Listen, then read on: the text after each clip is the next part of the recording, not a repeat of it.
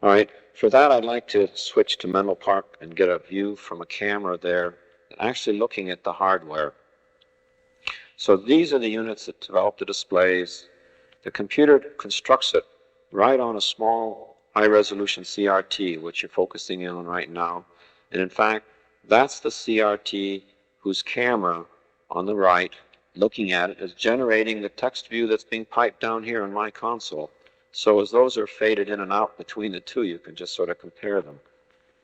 So that's very nice. There's my mouse moving around in Menlo Park, my tracking spot. So our displays work with those being watched by commercial cameras. Look at my blackboard.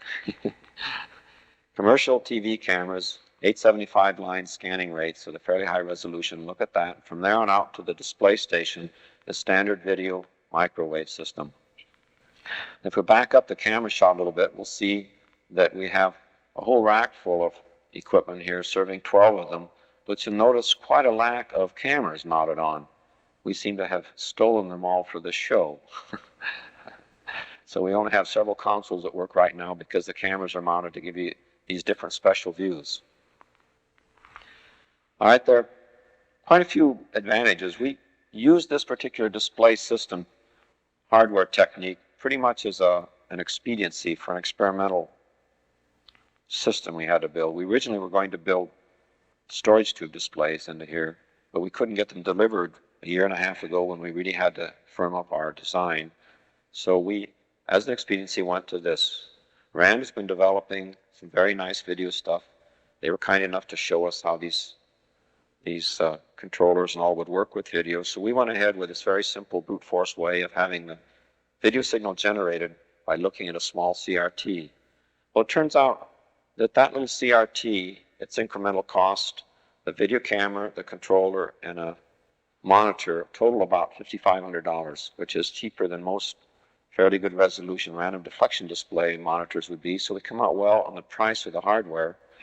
Turns out that also that the cathode of the camera tube in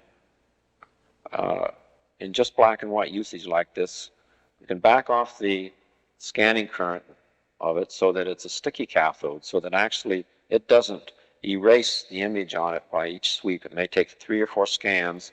And so with something like a 15 cycle a second refresh rate on those CRTs, the camera, the one that's generating this as well as the one we looked at it with a few minutes ago, have short-term storage in there. It's quite different from long persistence, but gives us the flicker-free display here, quite a flickery display there.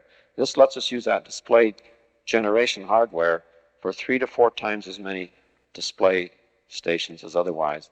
You'll notice if we get just the text alone that there's a small effect by that bug smearing, but it's not that bad. And that comes from the memory in the Vidicon tube. Okay, so much for that.